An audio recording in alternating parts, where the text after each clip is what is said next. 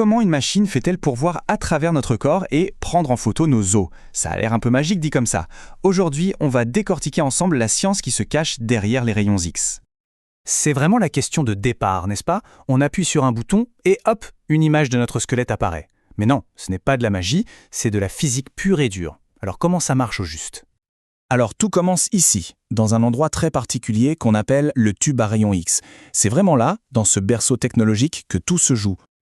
Faisons un petit tour du propriétaire. Il faut s'imaginer une sorte d'ampoule, mais en beaucoup plus sophistiqué. À l'intérieur, il n'y a rien, c'est le vide total. D'un côté, on a ce qu'on appelle la cathode, qui va en gros fabriquer des électrons. De l'autre côté, l'anode, qui leur sert de cible. Et tout ça est bien emballé dans une gaine de plomb pour la sécurité. Chaque pièce a son rôle, et il est crucial. Bon, maintenant que le décor est planté, passons à l'action. C'est le moment où l'électricité va se transformer en un faisceau puissant et invisible. Accrochez-vous parce que ça va très vite. En fait, le processus est assez simple. Il se fait en 3 temps. D'abord, on chauffe un petit filament, et ça libère un nuage d'électrons. C'est l'émission thermoionique. Ensuite, on applique une tension électrique énorme, de plusieurs milliers de volts, qui va littéralement catapulter ces électrons à travers le vide. Et enfin, bam! Ils viennent s'écraser à pleine vitesse sur la cible, l'anode. Mais qu'est-ce qui se passe exactement pendant ce choc? Eh bien, le principal mécanisme porte un nom un peu barbare, le Bremsstrahlung, ou plus simplement, le rayonnement de freinage. Il faut imaginer notre électron lancé comme une fusée qui passe tout près du noyau d'un atome de la cible. L'attraction du noyau est si forte qu'elle le fait freiner et dévier d'un coup. Toute l'énergie que l'électron perd dans cette manœuvre est instantanément libérée sous la forme d'un rayon X. Et là, il y a un chiffre qui est juste incroyable. C'est le rendement. Ce processus est terriblement inefficace. Plus de 99% de l'énergie de ces électrons est transformée en chaleur. Rien d'autre. Moins de 1% seulement devient des rayons X utiles. On comprend mieux pourquoi la cible est en tungstène. C'est un des seuls métaux qui peut supporter une telle fournaise. Ok, notre faisceau de rayons X est créé. Maintenant, la question c'est comment est-ce qu'on passe de ce faisceau à une image de l'intérieur du corps?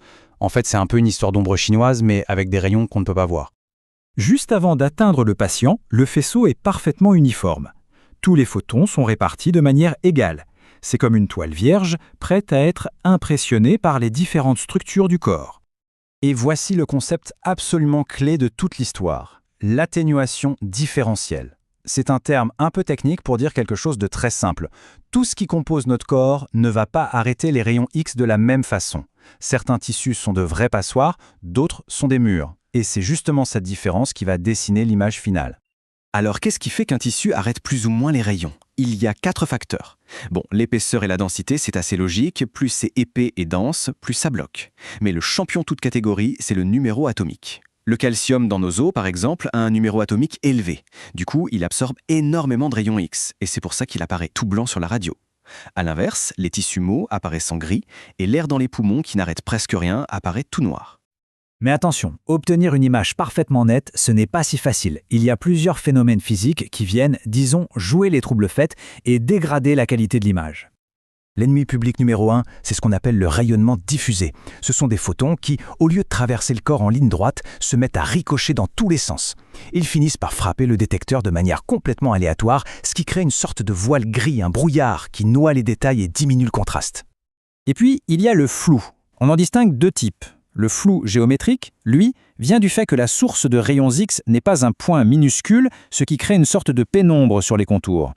Et le flou cinétique, alors lui, on le connaît tous, c'est tout simplement quand le patient bouge, même d'1 millimètre, pendant la prise de vue. Heureusement, pour chaque problème, les ingénieurs ont trouvé des solutions. On va voir comment on arrive à combattre ces fameux ennemis de la clarté pour obtenir une image nickel qui puisse servir au diagnostic. Contre le brouillard du rayonnement diffusé, on utilise un système super ingénieux, la grille antidiffusante. Imaginez un genre de store vénitien, mais microscopique, fait de fines lamelles de plomb. Seuls les rayons qui arrivent bien droits, ceux qui forment l'image, peuvent passer entre les lames. Tous les autres, ceux qui ont ricoché et qui arrivent de travers, sont bloqués. C'est tout bête, mais ça change tout. Et pour le flou, les solutions sont tout aussi logiques. Contre le flou géométrique, on utilise la plus petite source de rayons X possible, et on éloigne le tube du patient. Et contre le flou cinétique, eh bien c'est une course contre la montre. On utilise un temps d'exposition ultra court, de l'ordre de quelques millisecondes, pour littéralement figer l'instant et le mouvement. Bien sûr, la technologie a fait des bonds de géants.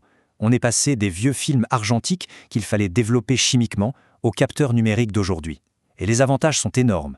On a l'image tout de suite, on peut la retravailler sur ordinateur pour améliorer la qualité, on la stocke facilement, et surtout, le plus important, c'est que la dose de rayonnement reçue par le patient est bien plus faible.